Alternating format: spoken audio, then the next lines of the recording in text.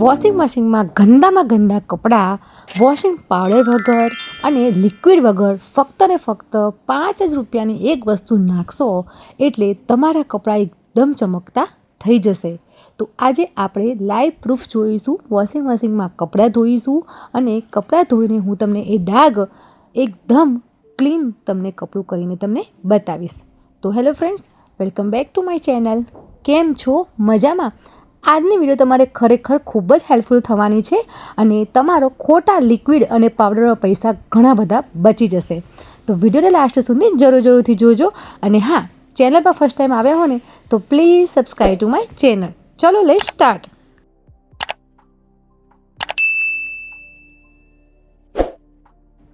તો જુઓ, અહીં તમે જોઈ શકો છો એક એક કપડાં તમને બતાવું છું કેટલા ખરાબ છે અને ઘણા બધા મેલા પણ છે. તો આ બધા જ કપડાં આપણે એક એક કરીને હું તમને બતાવીશ અને બધા જ કપડાં ચમકાવીને પણ તમને બતાવીશ. તો બાળકોના કપડાં તો તમને ખબર જ છે કે કેટલા બધા ઘણા બધા મેલા થતા હોય છે. તો અહીં તમે જો બાળકોના જ કપડાં મેં લીધા છે અને જો આ જે સમર જેકેટ છે અને તેને પણ શું હોય છે કે ડાઘ લાગી ગયો છે અને તેને બીજા કપડાનો કલર પણ બેસી ગયો છે. જો હું તમને બતાવું તો આ ટાઈપના કપડાં મેં બધા લીધા છે. જો આ ટાઈપના કપડાં હોય ને એટલે પહેલાં આપણે થોડા હાથથી ધોઈ નાખીએ છીએ અને પછી વોશિંગ મશીનમાં નાખીએ છીએ ત્યારે કપડું ચોખ્ખું થાય છે. પરંતુ આ જે પાવડરનો પણ ઉપયોગ કરવાનો નથી, કોઈ લિક્વિડનો ઉપયોગ નથી કરવાનો, કોઈ સ્ટીકિયાનો ઉપયોગ કરવાનો નથી. ફક્ત ને ફક્ત આપણે એક એવી વસ્તુ એડ કરીશું કે જે બધાના જ ઘરમાં આપણને મળી જાય. તો જુઓ, અહીં હાથ રૂમાલની પણ હાલત તમને બતાવું છું. કેટલો વન સાઈડ એટલો કાળો પડી ગયો છે અને ખૂબ જ મેલો થઈ ગયો છે. તો તેને પણ હું તમને ધોઈને બતાવીશ.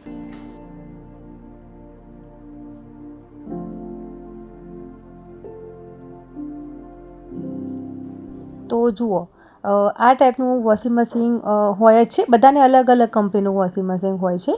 તો કોઈ પણ વોશિંગ મશીન હોય તેને તમારે આ રીતે ઓન કરી દેવાનું છે અને પાણી ભરાવા તમારે મૂકી દેવાનું છે. અહીં મેં ઓન કરી દીધું છે. અને જુઓ, આ છે ફટકડીનો ટુકડો. આ ફટકડી બધાના જ ઘરમાં હોય છે અને ફટકડી જે છે એ મેલને એકદમ શું હોય છે કાઢી દે છે. એનામાં એટલી શક્તિ છે અને શું હોય છે જેટલી ફટકડી કપડામાં પલળશે એટલે કે ફટકડીનું પાણી કપડામાં રહેશે ત્યારે બધો જ જે મેલ હોય તેને કાપીને દૂર કરી દે છે. તો આપણે ટુકડો વધારે લેવાનો નથી, એક નાનો ટુકડો તમારે લેવાનો છે. અને જો 5 કે 7 જોડી કપડાં હોય તો આટલો ટુકડો હોય તો તમારે લેવાનો છે. અને જો ટુકડો ન નાખવો હોય તો તેને શું હોય છે કોઈ પણ પથ્થરની મદદથી થોડો ભૂકો કરી નાખવાનો અને પછી પાણીમાં એડ કરી દેવાનો. પરંતુ ફટકડી તો ઇઝીથી શું હોય છે કે ઓગળી જતી હોય છે. તો અહીં જુઓ, વોશિંગ મશીનમાં પાણી ભરાઈ ગયું છે. ફટકડીનો ટુકડો પણ મેં એડ કરી દીધો છે. તો ચાલુ વોશિંગ મશીનમાં તમારે હાથ અંદર નાખવાનો નહીં. અમુક વોશિંગ મશીનમાં શું હોય છે કરંટ આવતો હોય છે. તો કોઈ લાકડી અથવા તો ગમે તે કોઈ વેલણનો પણ ઉપયોગ કરવાનો. ફટકડી ઓગળી જાય ને એટલા માટે આ બધા જેટલા મેલા કપડાં હતા એ બધા જ આપણે વોશિંગ મશીનમાં એડ કરી દઈશું. અને તરત ધોવાનું નથી, તેને 5 કે 7 મિનિટ અથવા તો તમારી પાસે ટાઈમ હોય તો અડધો કલાક તમારે પલળવા દેવાના છે. તો આ બધો જ મેળ શું હોય છે કે ફોગાઈને અને પછી નીકળી જ જશે. જે તે લોખંડમાંથી આપણે કાઠ કાઢતા હોય છે તે રીતે આવી રીતે કપડામાંથી મેલ ઇઝીથી ફટકડીનું જે પાણી છે એ કાપીને મેલ દૂર કરી દેશે. તો જુઓ, ઘણા બધા શું હોય છે કે ફટકડીના ઉપયોગો તો ઘણા બધા હોય છે પરંતુ આપણને ખબર નથી હોતી. તો આપણે હવે પાવડર કે લિક્વિડનો ઉપયોગ કરવાનો ભૂલી જવાનું છે અને હવે ફટકડીનો ઉપયોગ કરવાનો છે. અને તમે એક વખત અહીંયા ફટકડીનો ઉપયોગ કરશો ત્યારે તમને ખ્યાલ આવશે કે કપડાં કેવા થાય છે. તો હવે આપણે આ બધા જ કપડાંને પલળવા દઈશું અને પછી આપણે વોશિંગ મશીન આપણે ઓન કરી દઈશું. ઘરે જ બેસીને એકદમ ફ્રીમાં વોશિંગ મશીનની સર્વિસ કેવી રીતે કરવી તેની વિડીયો મેં તમારી સાથે શેર કરી છે. ન જોઈ હોય તો જરૂરથી જોજો. તો જુઓ, અડધો કલાક પોણો કલાક મેં કપડાં પલાળી રાખ્યા હતા અને હવે આપણે વોશિંગ મશીન ઓન કરી દીધું છે. પાણી ભરાય છે અને અમુક વોશિંગ મશીનમાં કેવું હોય છે કે પહેલેથી પાણી આ રીતે ભરી શકાતું નથી હોતું. તો પહેલાં કપડાં તમારે એડ કરવાના છે, પછી પાણી ભરાવા દેવાનું છે અને પછી તમે ફટકડીનો ટુકડો પણ એડ કરી શકો છો.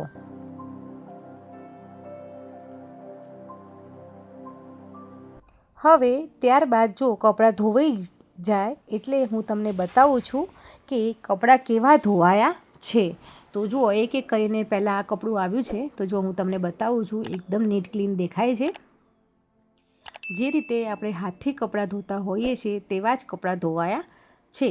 અહીં તમને ધ્યાન આપી દઉં કે જો રંગીન કપડાં અને વ્હાઇટ કપડાં તમે ભેગા ધોશો તો થોડો તમને શું હોય છે કે રંગીન કપડામાં કલર જાય તો વ્હાઇટ કપડામાં કલર બેસી જવાની સંભાવના રહેશે. અહીં મેં જે કપડાં ધોયા છે તેમાં કલર નથી જતો, જેથી કરીને મેં ડાર્ક અને લાઇટ કપડાં ભેગા રાખ્યા છે. જો પહેલાં જ મેં તમને રૂમાલ બતાવી દીધો, તો રૂમાલ તો એકદમ પરફેક્ટ ધોવાઈ ગયો છે.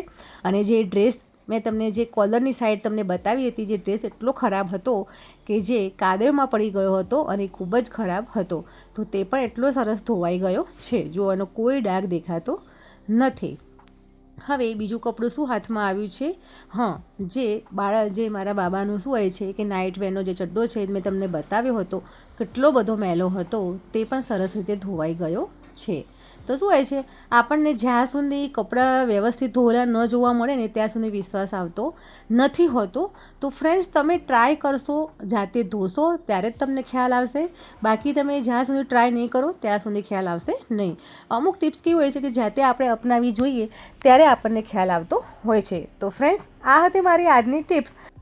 અને આગળ પણ મેં તમને એક વિડીયો શેર કરી છે. વોશિંગ મશીનમાં એક નાની પોટલી બનાવવાની છે. એ પોટલી વોશિંગ મશીનમાં એડ કરવાથી કપડાં ઘણા બધા ચમકી જશે. તો આની વોશિંગ મશીનને લગતી મેં વોશિંગ મશીનની સર્વિસ પણ કેવી રીતે કરવી તે પણ આપણે ઘરે બેસીને કરી શકીએ છીએ. તેની પણ મેં વિડીયો તમારી સાથે શેર કરી છે.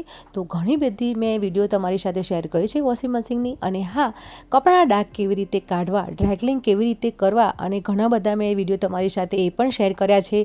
કપડામાંથી જો કલર જતા હોય તે કલરને લોક કેવી રીતે કરવો, નવા કપડાને કેવી રીતે ધોવા, તેની પણ મેં વિડીયો તમારી સાથે શેર કરી છે. એ વિડીયો ન જોઈ હોય તો તમે જરૂરથી ચેકઆઉટ કરજો. મારા ડિસ્ક્રિપ્શન બોક્સમાં એક આખી બધી વિડીયોની મેં શું હોય છે એક પ્લેલિસ્ટ બનાવી છે, તો તમે તેમાં જોઈ શકો છો. તો આજનો આઈડિયા ગમ્યો હોય તો પ્લીઝ લાઇક, શેર, સબસ્ક્રાઈબ જરૂરથી કરજો. હવે એક નવા આઈડિયા સાથે તો જરૂરથી મળીશું. બાય.